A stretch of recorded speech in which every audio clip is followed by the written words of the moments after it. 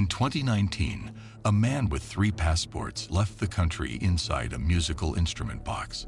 It wasn't an ordinary man. It was the Lebanese billionaire Carlos Ghosn, the CEO of the Japanese company Nissan. How can a man of such high social status escape in this way? What prompted him to escape? Who planned for such a genius escape plan? Today's story is about Carlos Ghosn. You might have heard of this name in the past few years because his story is widely known. Carlos Ghosn is a man of Lebanese origins and has 3 nationalities: Lebanese, French, and Brazilian. After his graduation in France, he got an administrative job at Michelin, a well-known French car tire company. Carlos was a hard worker. He kept getting promoted until he became the chief of the American division of Michelin, which is considered a highly esteemed position. Since Michelin was a French company, it had a strong relationship with Renault, the biggest French car company at the time. The CEO of Renault heard about Carlos Ghosn and his success with Michelin, so he called him and offered to work with him as his deputy at Renault company. Renault was going through one of its worst periods at the time and was even on the verge of bankruptcy. But a year after Carlos Ghosn joined the company, everything changed, and it once again started to turn a profit. All of this was made possible by Carlos Ghosn's domineering style. Carlos Ghosn's style, which was literally overwhelming, depended on cutting out any pointless excesses in the company. Carlos Ghosn restructured the company from its roots as an extension of its branches, and the result was the closure of a large number of the company's factories and the dismissal of thousands of workers and employees, so that a group of workers protested in a number of regions and countries where the factories were closed. Carlos Ghosn was once dubbed the cost killer by the French media. The man got a severe, unmerciful method he mainly used to cut off all sources of loss without trying to fix the problems. This way, Carlos managed to get Renault out of his crisis and make it more powerful than ever before. After all of this success, Carlos Ghosn wanted to expand the business and make it a formidable rival to many other automakers like Ford, Toyota, etc., the world's most powerful companies. The idea was to form an alliance with another international company that is well known and has a good reputation around the world. Carlos Ghosn put an eye on Nissan, a Japanese company that, although famous at the time, was passing through a bigger crisis than Renault when Carlos Ghosn took its leadership. Nissan owed $20 billion in debt. Imagine that only 3 of the more than 50 car models it produced were profitable. Renault, under the leadership of Carlos Ghosn, made the offer to purchase a sizable portion of Nissan in an effort to rescue them from their current crisis. This would make Renault the controlling party of Nissan, and as you know, the Japanese are known for their great pride in their identity and industry. Under normal circumstances, it would have been impossible to allow a foreign company like Renault to acquire the largest and controlling stake. Imagine that no Japanese bank would provide Nissan with a loan due to the suffocating crisis the company was facing. Everyone was anticipating its collapse, and everyone knew that lending a helping hand was a little risky. Only Carlos Ghosn and Renault were open to help Nissan. Carlos Ghosn pledged to return the business to its previous state within a year and to have all outstanding debts paid off by the end of 3 years. If not, he will resign and permanently leave the company. Eventually, Nissan accepted the deal, and in 1999, Renault bought up to a 37% share of Nissan. Thereby, it became the dominant party in the Nissan company, and Carlos Ghosn was appointed as the CEO of the Japanese company Nissan, which was extremely weird. Historically, no Japanese company as large as Nissan has ever been headed by a foreign head. Carlos Ghosn visited each of Nissan's factories as soon as he got to Japan. Carlos Ghosn created an integrated strategy to rescue the company from its current predicament, just as he did with Renault. This time, the plan was utterly overwhelming. 5 factories were shut down, workers and employees were fired, and as in the past, the workers staged sizable protests against the loss of their jobs, sparking a massive public campaign against the 2 companies' alliance. It appeared that nothing could stop Carlos Ghosn, He began making decisions that went against the very traditions of Japan. To start, he declared English the company's official language in order to expand globally. Second, Carlos did away with the Japanese-style seniority-based promotion system and replaced it with incentives and promotions that were solely based on profitability. These changes were against the Japanese traditions and customs, which automatically brought many enemies even among the administration members. But these changes would soon prove to be effective. Nissan achieved many achievements and changed completely. Carlos Ghosn made a huge success with Nissan. And as he promised before, the company got back to making huge profits in only 1 year, and Carlos' reputation in Japan changed from a foreign killer to a foreign rescuer. People dubbed him the man with the magic touch, the man who managed to take any company from loss and failure to profit and success. The man's name became more popular not only in Japan but worldwide. His picture and name appeared in the most high-ranked media in the world. He started getting one award after another. They even made a manga about him, and more than 1 million copies of it were sold. The man literally became a star. He was famous and got so much respect, to the point that whenever he entered a restaurant in Japan, people would stand up and applaud. Years passed. Nissan and Renault's numbers kept growing until 2005, when the CEO of Renault retired and his deputy, Carlos Ghosn, became the director of the company. Now, Carlos is the CEO of 2 of the biggest car companies in the world at the same time, which has never happened historically. This put a lot of pressure on Carlos. The majority of his relatives advised him to resign from one of the 2 positions, but he refused and insisted on continuing as the alliance's leader. Carlos Ghosn used to receive an annual salary of up to $17 million. While this amount wasn't high by foreign company CEO standards, it was high by Japanese company standards. For example, Carlos Ghosn's salary was bigger 11 times than the CEO's salary of Toyota, which was the biggest car fabricator in Japan. Can you imagine the amount of envy that many presidents and holders of administrative positions had in Japan? Even on Nissan's board of directors, there were many who had hatred and envy towards him. This hatred will appear later in the events of the story. Carlos Ghosn never failed to live up to his own standards. He threw lavish parties, bought pricey items for his family and himself, owned a yacht worth $10 million, traveled by private jet, drove luxurious and expensive cars, and generally led a lavish lifestyle using the money he earned through his labor. However, such a lifestyle was strange to Japanese customs and traditions. In Japan, they are used to seeing ministers and heads of companies going to work by bike. So imagine their reaction when seeing a foreign director who gets the highest salary showing his fortune in front of everyone. It is normal that Carlos Ghosn has a lot of haters. This hatred will appear at its highest level on November 19. On that day, Carlos Ghosn had a meeting with Nissan's board of directors. He was at the time in Paris, meaning that he would take his private jet and head to Tokyo. Carlos Ghosn said goodbye to his family and wife and got on the plane.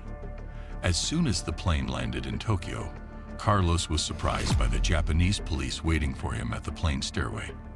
The plane was surrounded by police cars. They got on the plane and arrested him. Carlos asked about what was happening, and they told him that he was charged with financial corruption. He asked for more details, but nobody got him answers. They took him and put him in jail. The media in Japan and around the world covered the news live. Nissan shares started to fall abruptly while Carlos was in prison and surprised by the situation. He had no idea what was going on outside, but he was waiting for his company, Nissan, to stand by his side and send him a lawyer to get him out.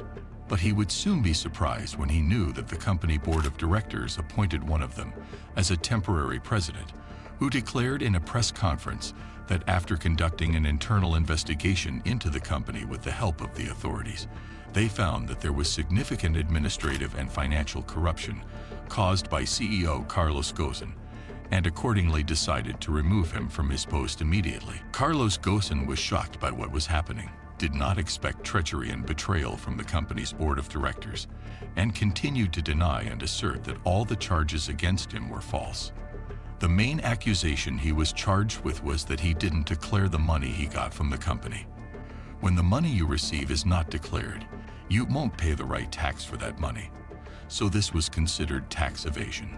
Carlos Ghosn's salary was declared to authorities, but the loophole that was used against him was the fact that Carlos had a retirement fund. He was planning to get a large pension after his retirement, and the company administration knew about that. Moreover, the company's board of directors is the one in charge of deciding the amount. The Japanese authorities asked Carlos why he had not declared this money. He told them that the amount had not yet been determined and that he would take it after his retirement. So how could he declare the money he had not yet received? The Japanese authorities were not convinced and told him that this is called financial fraud. Apparently, the whole story seemed weird and fabricated, and what made it weirder was how the authorities treated Carlos Ghosn. Imagine putting him in solitary confinement for 3 months in a tough prison called Kosoki. How is it possible that a person who is not accused of any crime or violence is placed in solitary confinement for 3 months? Nissan's board of directors obviously was leading a defamation campaign against him. They accused him of buying houses and apartments in Paris, Beirut, and Brazil at the expense of the company.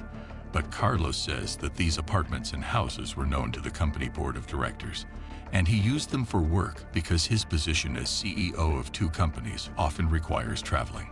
He also claimed that the ownership of the houses belonged to the company. The second accusation was due to a party he held to celebrate 15 years of the Renault-Nissan alliance, but this party coincided with Carlos's birthday. These parties cost more than $700,000 and were held at the Palace of Versailles in France. The company now wondered whether the party was for the alliance of the 2 companies or for Carlos's birthday. Indeed, Carlos might have thought of combining the 2 parties, but this party was held years ago, and it was public, not a secret conspiracy or money embezzlement. So why did the board of directors not object to it and have not spoken about it until now? It was pretty obvious that the whole thing was an attempt to frame Carlos Ghosn as much as possible. But for what reason? Why did the board of directors turn on Carlos now, after 19 years at the helm of the company? The main reason was that the French government acquired a large stake in Renault, which caused them to fear that the French government would perhaps seek a full merger between the 2 companies, meaning that it wouldn't remain just an alliance. The 2 companies might become one company, which most likely means that Nissan's name would vanish. As it was previously mentioned, the Japanese people had pride and a huge sense of belonging to their identities, so such things were off limits. For them, getting rid of the helm of the company seemed like the best thing to do at that moment. They saw him as the only one who was able to carry out the merger operation smoothly. Indeed, Carlos wanted each company to keep his own identity, but the Japanese saw him as a source of threat, and that was mostly the reason for their reaction and attempts to frame him. Overnight, they turned him from the hero who saved the company into a corrupt villain. Not only in Japan, but even in France, they completely distorted his image in front of people and public opinion. The strange thing here is that the French government is supposed to defend him, but on the contrary, the response from their side was silence, and even the Reynolds company, which he saved while he was its president, did not make any move, as if suddenly it had become a global conspiracy against him. During this period, Carlos was still in prison, and the prosecutor's office had no real evidence against him. They were trying to extract a confession from him in any way, so they were constantly investigating him. These interrogation sessions could sometimes stretch for 14 consecutive hours, even without the presence of a lawyer. They even threatened his family and wife. Threatening, isolation in solitary confinement, and pressure in investigations were their methods to get Carlos to confess. Carlos was literally treated as a hostage. However, he remained steadfast and denied all the accusations. When the 3 months were over, the court in Tokyo allowed him to be released on bail, which was 1 billion yen, or $9 million. Of course, Carlos was able to pay bail. He had no other option. So he paid it and got out of prison under a lot of media coverage. The journalists kept following up on his car until he arrived at his apartment. It was nearly impossible to hide his place of residence, and things remained as they were for several weeks. Carlos and his family weren't able to move freely because of the journalists that surrounded the apartment. During this period, Carlos Ghosn was busy preparing for his next move by collecting some information. He tweeted that he was going to hold a press conference on April 11, in which he was going to expose all the facts and uncover the conspiracy hatched against him. Less than 24 hours after the tweet was posted, Japanese authorities surrounded Carlos' apartment and arrested him for a second time. They were scared of letting him reveal all he had experienced in public. Carlos was arrested despite the fact that he paid the bail. However, his lawyers were aware of that, so they took him a video as a plan B in case he got arrested, and that is exactly what happened. After the second arrest, Carlos remained imprisoned for 21 days, then got released on bail for the second time. This time, he paid almost $5 million, meaning he paid a bail of $14 million in total. Imagine that the Japanese authorities had some weird conditions for release. First, they are going to confiscate his Lebanese and Brazilian passports and allow him to only keep the French as an identity document. Second, he is forbidden to leave the country, which is obvious. Third, they are going to confiscate all his personal devices, his laptop and phone.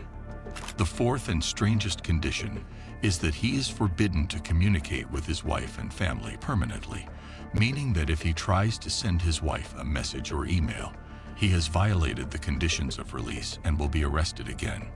It was very clear that the Japanese authorities were trying to weaken Carlos because they knew that his wife was his source of strength, and without her, he would be weaker and could admit it easily.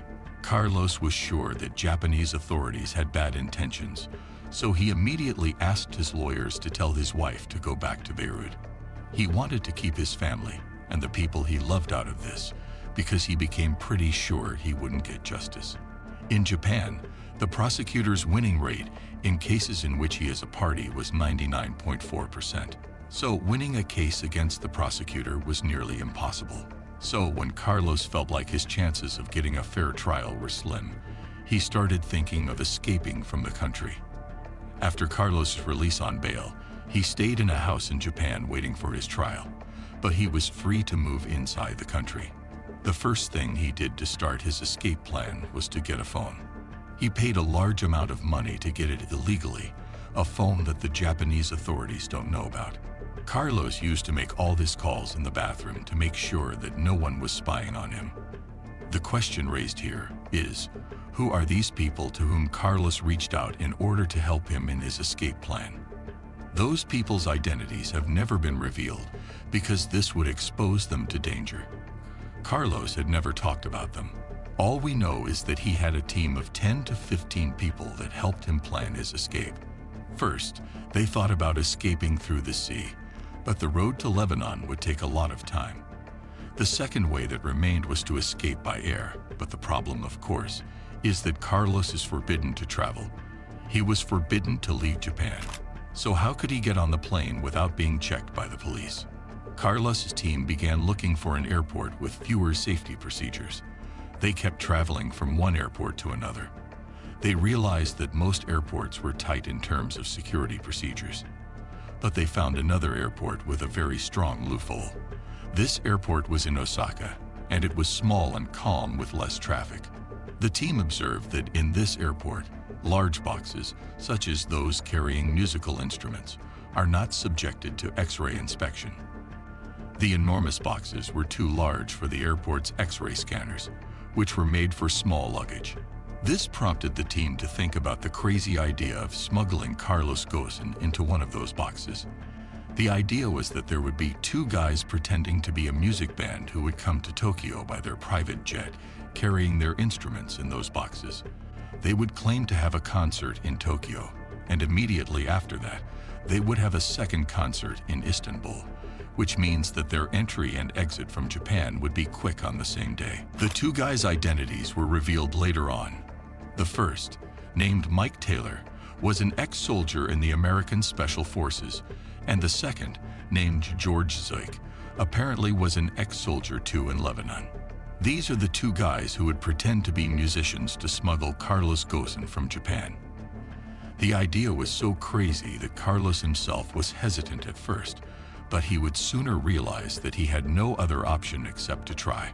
The problem was that Carlos's house was under heavy surveillance, and although he was free to move inside Japan, a trip to Osaka would be suspicious.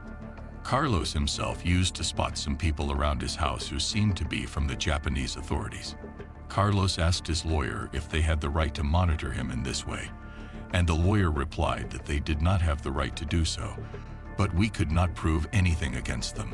Carlos asked his lawyer to find a solution, and the lawyer suggested bringing in some journalists interested in scandals. We'll tell them what's happening so the informants could get confused and stop surveillance.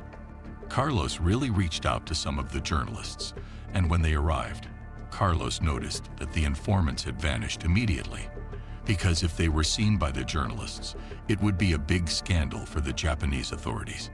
After hours of waiting, the journalists left the place, and shortly after, the informants returned to their places. Carlos saw them in their car or on the street in front of his house. However, Carlos realized that if he wanted them to go, all he had to do was call the journalists, and then they would immediately vanish. Eventually, the smuggling team determined the 29th of December 2019 as the day of carrying out their escape plan. But there was another problem left. Carlos was very famous in Japan, and his foreign features used to attract the attention of people. But fortunately for them, it was the end of the year. It was winter. He wore a large jacket, a winter hat, and put a mask on his face. It was a usual thing for the Japanese to put on a mask, so Carlos was able to hide his face and features with ease. Then he called the journalists and told them that the informants were around his house and they would see them this time. But due to the information that the informants got, they vanished again. As soon as Carlos noticed the disappearance of the informants, he went out wearing his winter clothes to stay unnoticed and headed to a hotel named Grand Hyatt, where he met the two guys that would smuggle him, Mike Taylor and George Zoik, who provided him with a piece of advice so as not to attract attention until they arrived at the airport.